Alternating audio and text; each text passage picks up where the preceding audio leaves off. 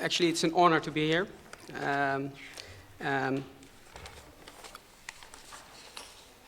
Today I will present to you two examples of where the city of Utrecht is improving the integration of low-carbon means of transportation. First of all, the creation of sharing mobility hubs in one of our inner densification neighborhoods, Merida Canals. And second of all, connecting first and last mile travelers at our main public transit terminal, Utrecht Central Railway Station. Utrecht is the fastest growing city in the Netherlands. Currently we have 350,000 inhabitants, and by 2024 we will have 400,000.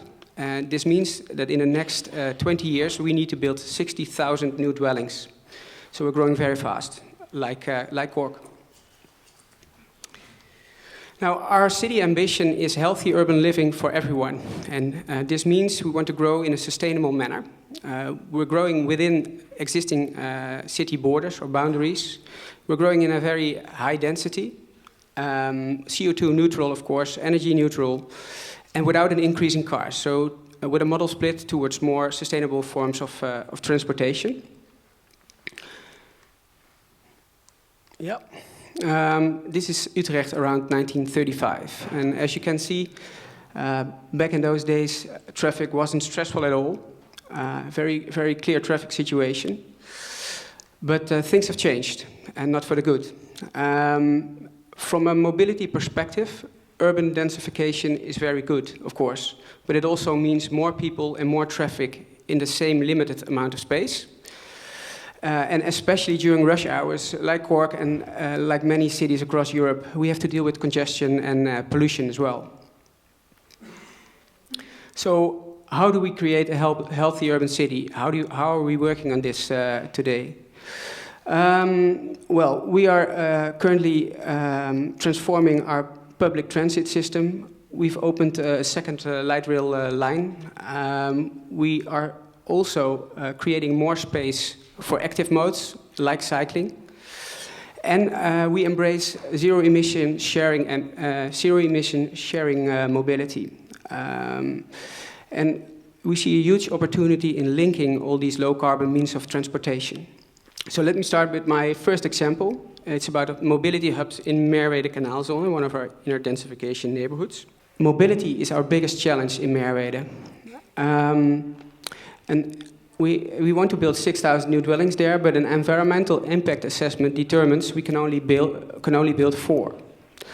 So if we would build 6,000 new dwellings with a traditional high parking norm, that would mean that by 2030 we would have 77% more car traffic during rush hours. So this means we have to reduce car traffic by 40 to 50%. And this, for us, was the reason to create a very innovative and ambitious mobility strategy. The mobility concept consists of 3 elements. The first is smart urban planning, smart networks, which stimulate walking and cycling. The second is a very low parking norm of 0.3. And the third are, of course, the mobility hubs with a wide variety of sharing mobility. Cars are only allowed at the edges of Merida. The public space will be car-free.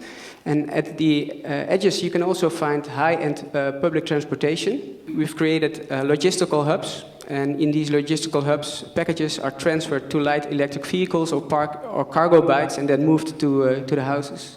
No parking spots will be sold with the premises. A mobility as a service app on your mobile phone, on your mobile device, with which you can plan, book and pay for all your travels, your individual travels. And it should serve as their personal travel assistant.